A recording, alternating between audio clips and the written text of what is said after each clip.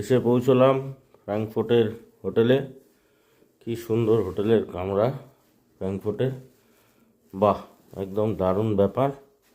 এদিকে জানি না কি, এদিকে দেখি জানালাটা খুলে হচ্ছে পোডিয়াম কি পিছনে, ওইদিকে একটা বাড়িঘর, এইদিকে অ্যাপার্টমেন্ট। এটা হচ্ছে হোটেলটা, প্রিমিয়ার ইন হোটেল ফ্র্যাঙ্কফুর্ট, একদম সিটি সেন্টারের কাছে।